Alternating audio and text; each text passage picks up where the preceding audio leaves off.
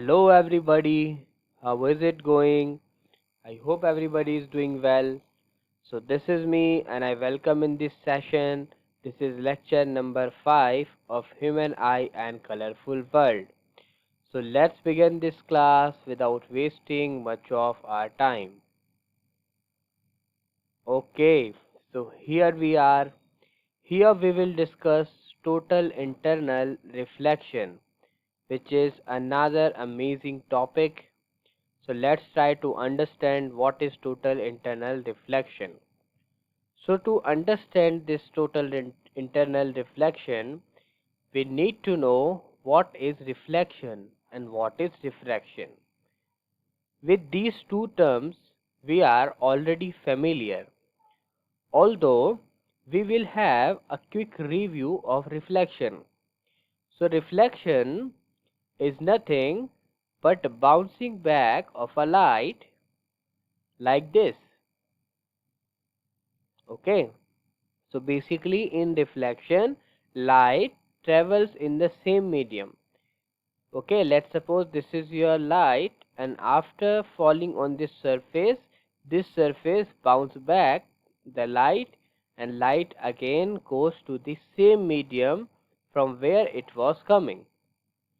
Now what happened in refraction? In refraction, whenever light enters in a medium from another medium, it bends like this. Okay, let me draw this line clearly. Okay, so this is your light, and when it is entering into this medium from this medium number first, then what will happen? It will bend towards the normal. Okay, or where does it bend? We know that whenever it enters from a denser to a rarer medium, it bends away from the normal, and whenever it enters rarer to the denser medium, it bends towards the normal. So these are the two phenomena which we had studied yet. Now, what is total internal reflection? Basically, let me give you some example to understand this concept. Let's suppose that this is a surface like this. Okay, and this is rarer medium. This is what? Rarer medium, and this is denser medium. This is what? Denser medium. Now let's suppose this is your light ray coming from this denser medium, and it is entering into the rarer medium. So what will happen? We know that whenever a light comes from the denser medium to a rarer medium, then it bends away from the normal like this. Okay, this is your normal, and this will bend like this. So let's suppose this is your angle theta, and this is your incidence angle. We will call it I. Now in the second case, what we will do, we will increase this incidence angle I. Let me draw it here. So what we are doing, we are increasing this angle I. This is your angle I, and when you increase this angle, then this theta will also increase. It will bend more like this. Okay, so as much as you increase this incidence angle, this theta will also increase. So let's suppose in this case it is theta 1, and theta 1 is greater than theta. Now guys, let's talk about another case. So here also there is a surface, it is the same surface, and now what I am doing, I am basically increasing this incidence angle more. So what will happen if I increase this incidence angle more? Then at this angle, this line will bend more and it will pass like this. Let me draw it with another pen. Okay, so it will pass like this.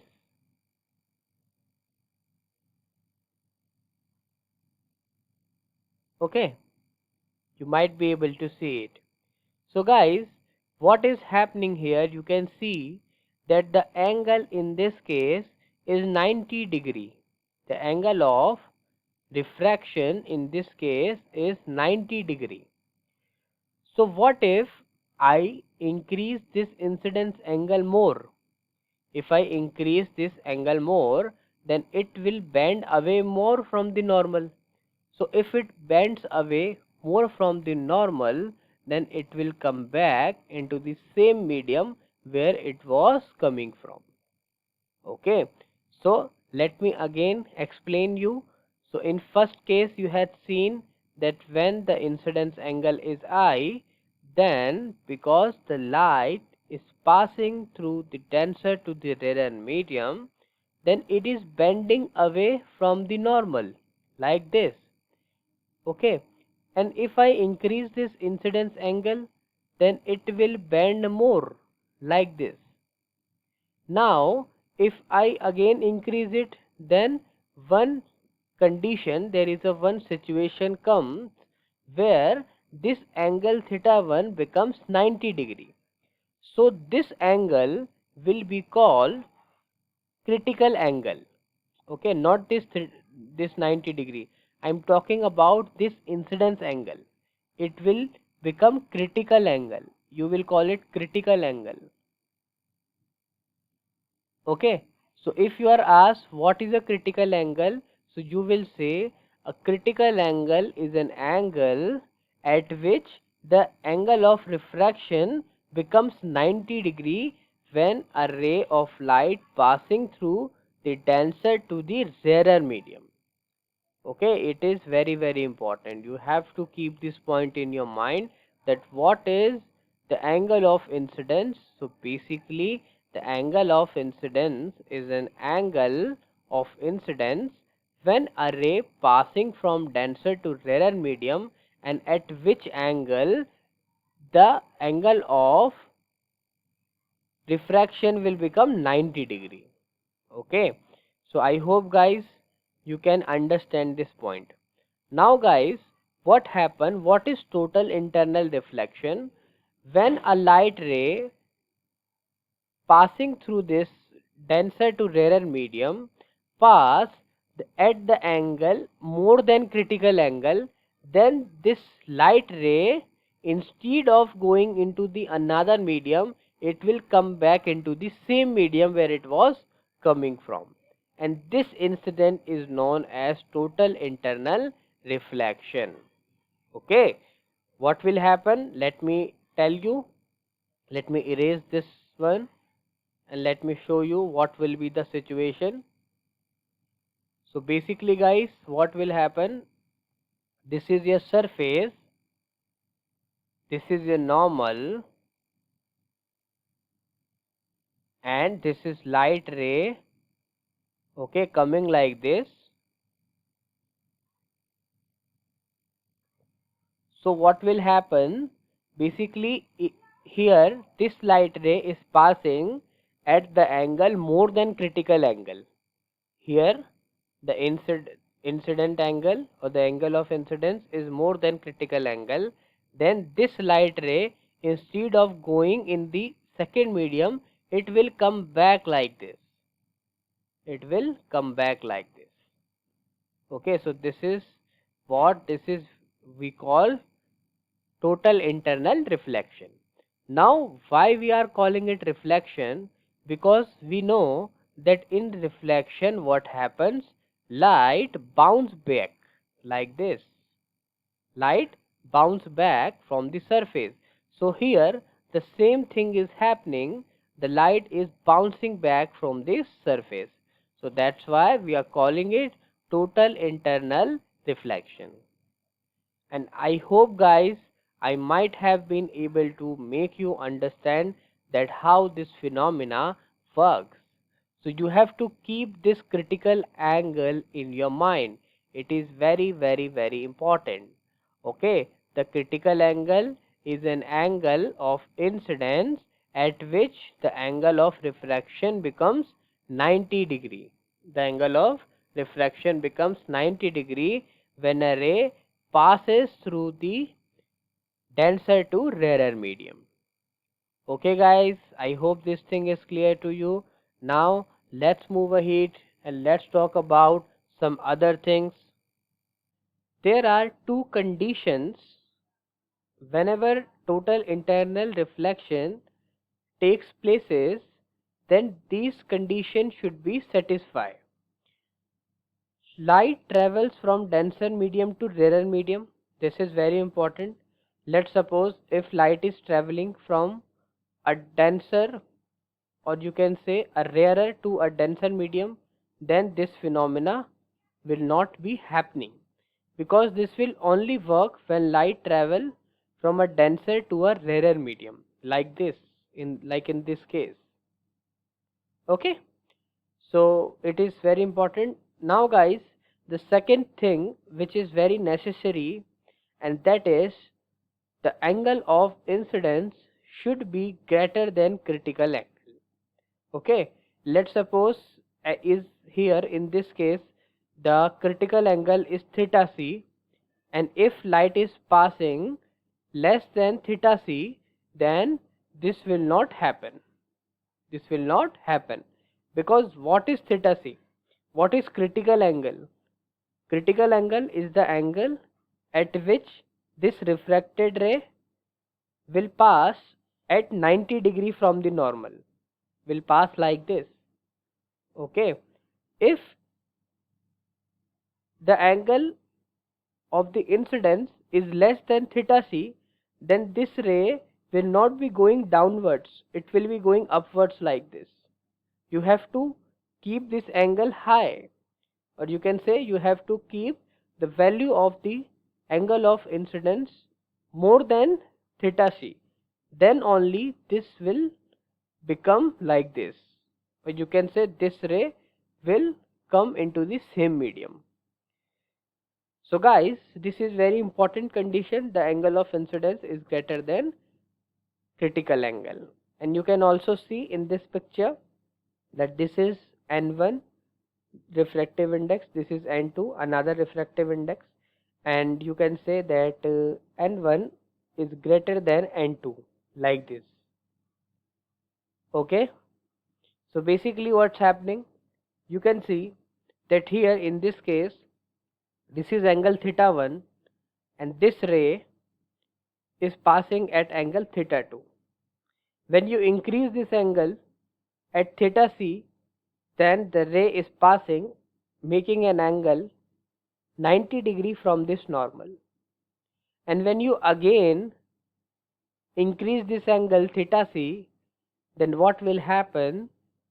So this ray will come back in the medium N1.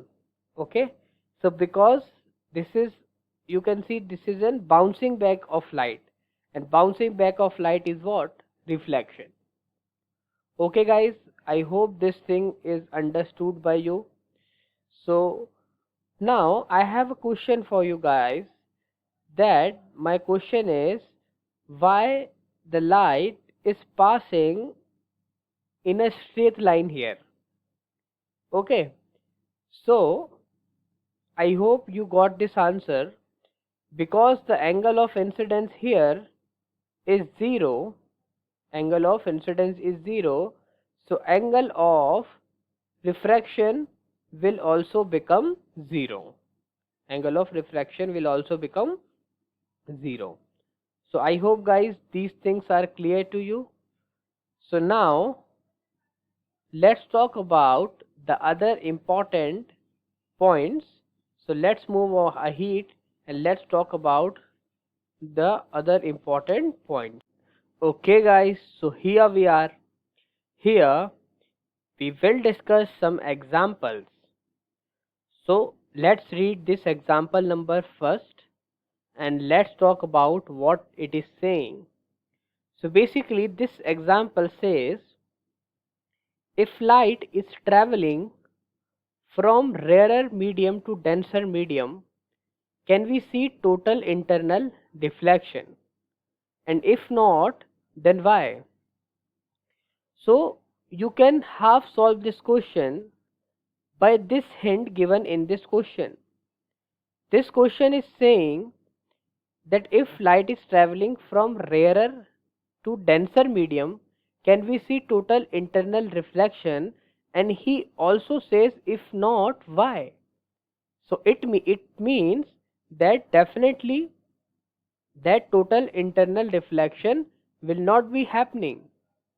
Why? Because it is asking if not, why. Had it happened, he wouldn't have asked this question. He is asking, so it means that definitely TIO, or total internal refraction, or you can say total internal reflection, is happening there. Okay, so guys, now there are two necessary conditions. If these conditions are not satisfied, then you will not see total internal reflection. So what are these conditions? So the first condition is that the light is traveling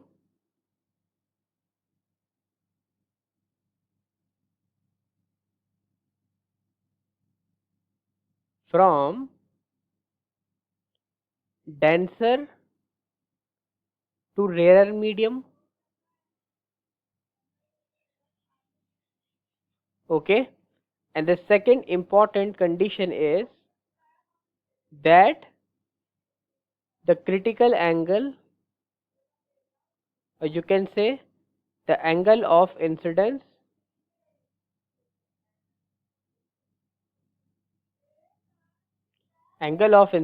is greater than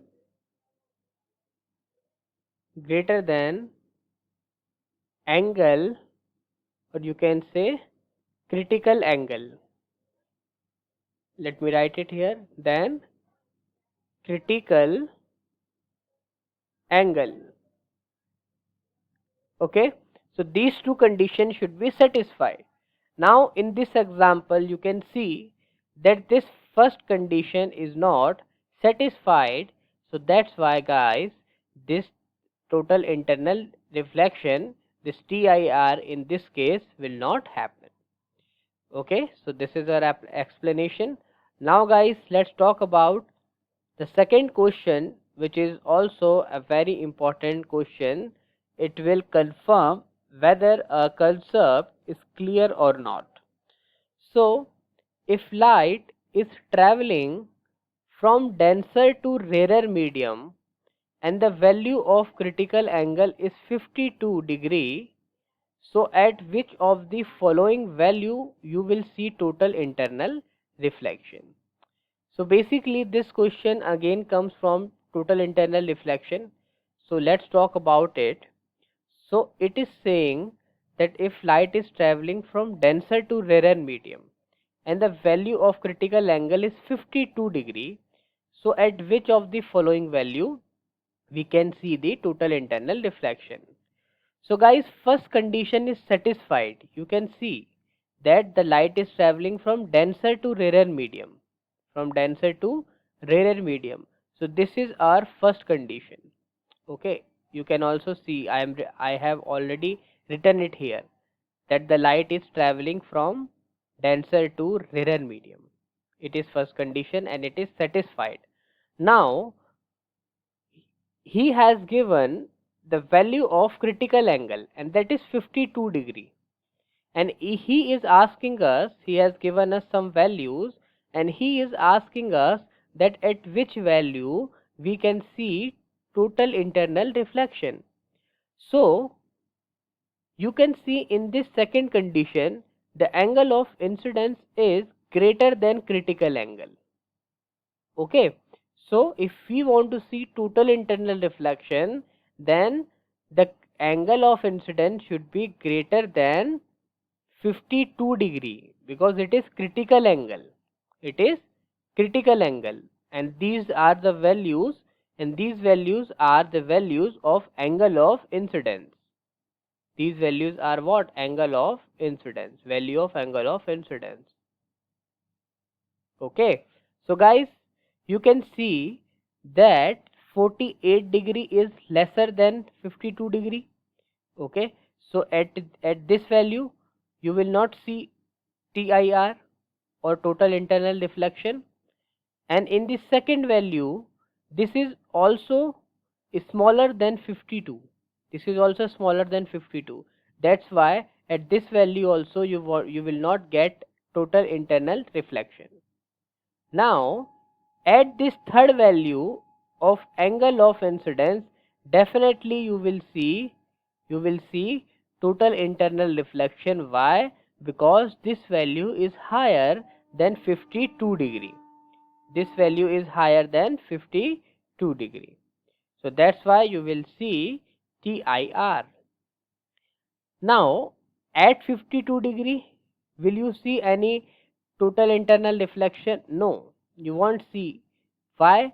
Because at 52 degree the ray will pass at 90 degree. Okay, but it will not come back to the same medium. It will only come back to the same medium, or it will only be bounced back when the angle of incidence is higher than 52 degree. I hope guys this concept is clear. And now after understanding this, let's move ahead to the next slide and let's talk about the other things there.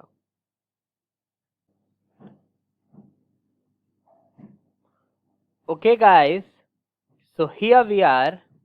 Here we will see rainbow formation. So let's talk about this rainbow formation.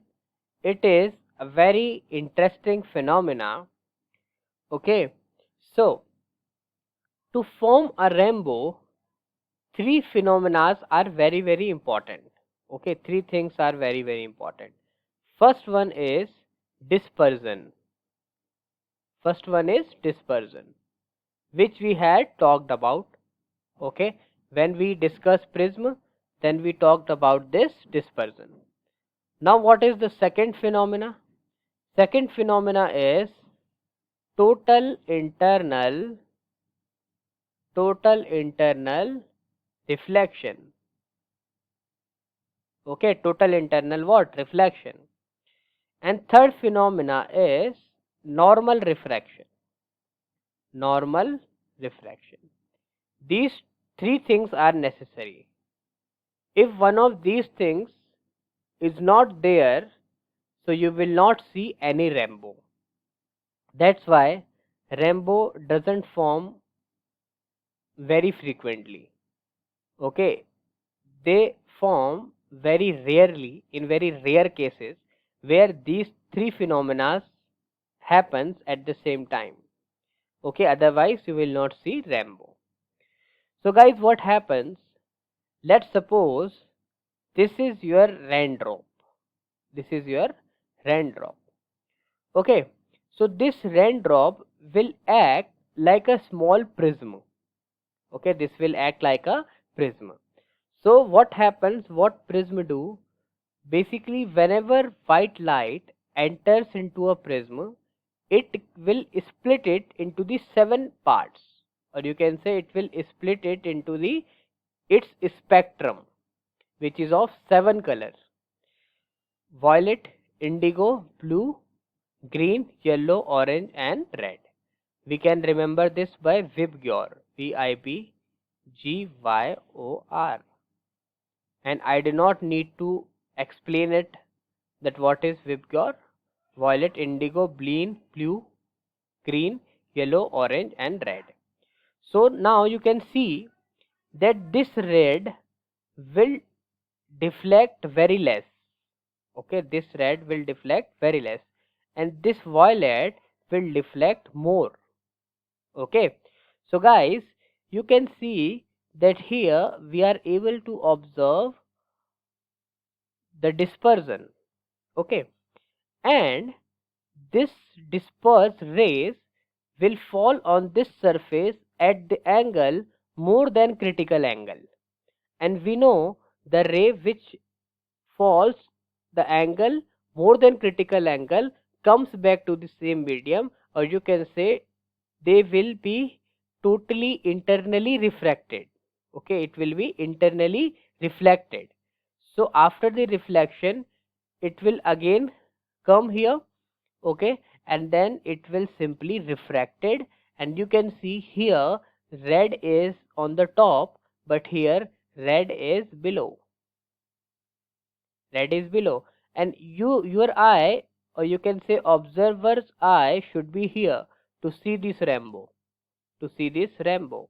So you will see this rainbow and it will be appearing like here, okay, because rays will be appearing to be coming from this side, from this side.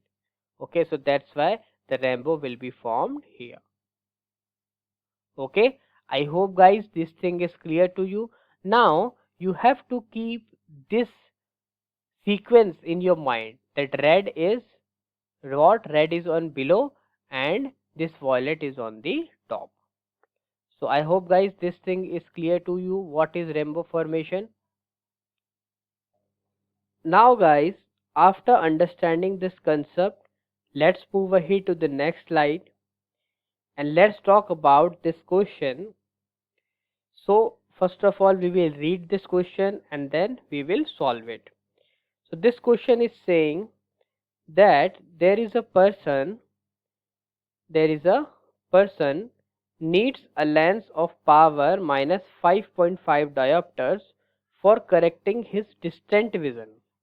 For correcting his near vision, he needs a lens of power 1.5 diopter. Now, what is the focal length of lens required for correcting? This question is given in parts. First part is distant vision, second part is near vision. So basically guys, to correct his distance vision, he is wearing minus 5.5 diopter lens, or you can say minus 5.5 diopter of power, okay, lens. So basically we want to find out the focal length in this case. So we know the formula of focal length, and that is P is equals to 1 by F. Okay, this is the formula of, this is the, you can say, relation between the power and the focal length. So in this case, if you want to find out the focal length, then it will be very simple. We all know that if we take this F here, then this P will come down and it will look like this. Okay, now in this case the focal length which will I get will be in meters, because remember, while finding out the power we keep this value in meters. So that's why here also we will get this value of focal length in meter. So what will I do? In the first case I have been given the value of power minus 5.5. So I will simply keep this 5.5 here, minus 5.5, okay, and this will be in meter. So to change it in centimeter, what will I have to do? I have to multiply it with 100. I have to multiply it with 100. So if I multiply it with 100, then it will look like this. Okay, this is the first answer. The person having distant vision will have the goggles, or you can say lenses, whose focal length will be 100 upon minus 5.5 centimeter. Now guys, let's talk about the second part, and that is we want to find out the focal length of the near vision. So the power of the near vision is given 1.5 diopter. 1.5 diopter. Okay, so how would I calculate this? Simply I will again apply this formula, 1 by P, okay, and I will keep this value here, so 1.5 diopter, and it will come in meters. So to change it in centimeter I have to multiply it with 100. So this will be my final value in the second case. Okay, this will be my final value in the second case. So now guys, you can see that here a minus sign is coming, and you can see here plus sign is coming. So it is basically telling us that this is the focal length of a concave lens, because the focal length of a concave lens is negative, and this is the focal length of a convex lens, because the focal length of convex lens is positive. Okay guys, so I hope these things are clear to you. So now let's move ahead to the next slide. Okay guys, so here we are. I hope each and every concept has been clear to you. So now I'm ending this lecture. Thank you so much guys. See you later.